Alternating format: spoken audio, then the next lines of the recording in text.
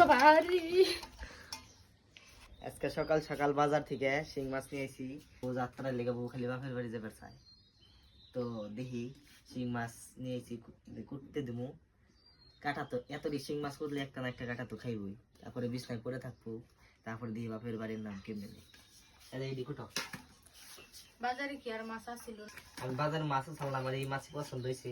এই মাছ তো পছন্দ হইবই যে কুটলে যে কাটা খামু। তাই তো আনছে এগুলা কাটা খাইয়া জানি বাপের বাড়ির নাম আর মনে করছ আমি কাটা খামু? তাইলে কাটা আমার তো কাছে খাইবে। বুদ্ধি আছে কি জানো? দি তুমি কি বুদ্ধি দেখাইবে? এই যে কুটলে একটা না একটা কাটা তোমার তুমি খাইবে। আমার কাছে কি বুদ্ধি আছে জানো? কি বুদ্ধি আছে? দাঁড়াও দেখি একটা দেখি কি করা হয় না। এই মাছের মধ্যে নুন দাও খেললা, দাঁড়াও তাই কি হলো? দেখছো এগুলো কেমন করতেছে? নুন দিয়ে কি করলা? সব মাছ মেরে যাবো।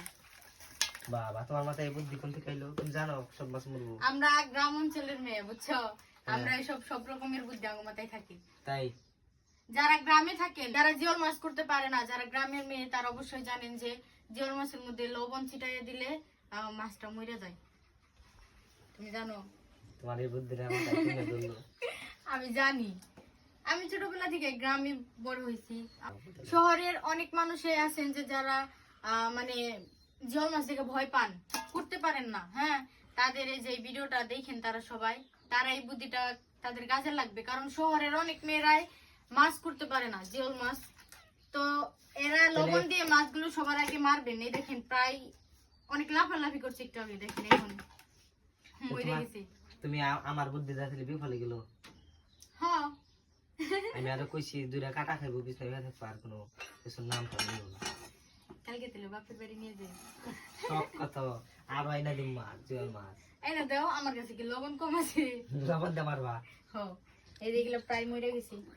তো যারা এখন আর নড়তাছে না, দেখছেন?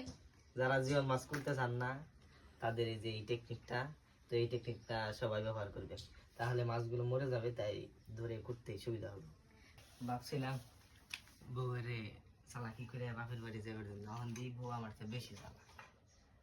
যাও যাও ওঠো।